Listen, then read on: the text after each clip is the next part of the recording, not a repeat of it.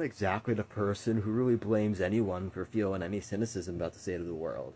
And I know that sounds like a pessimistic statement, but let's face it. But it goes to show, but to quote Rachel Joy Scott once again, tomorrow is not a promise, but a chance.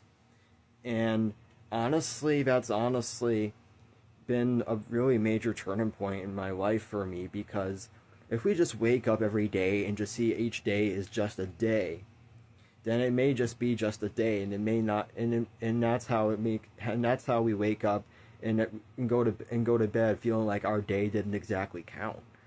But for what it's worth, I know it may seem overly ambitious and unrealistic to see every day as something epic and etc. Because not every day is going to be epic and fantastic.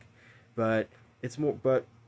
I'm not a person who really believes that we're gifted at every day we're gifted means absolutely nothing. I know I know many of you may not always feel like it means a lot to just wake up and wave at someone, but believe me, as someone on the autism spectrum who struggles socially, and I'm not going to go into detail. I'll be optimistic about it.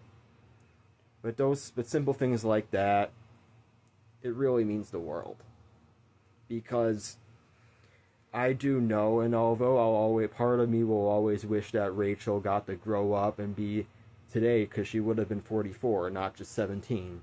And yeah, 17 years was all she unfortunately got. But at the same time, I'm grateful that her legacy has been able to help so many people, and that helps me the way I look at the world. And honestly, that stems from one of the reasons I make these videos because I don't just I because she taught me not to just look at every day as just a day, but as a chance. Not like it's gonna be awesome, not but it's not always gonna be awful. Sometimes just embrace it as it is and and do the best you can and just keep making the light and treating people as best as you can. I know it's easier said than done, and for many it sounds cheesy and lame.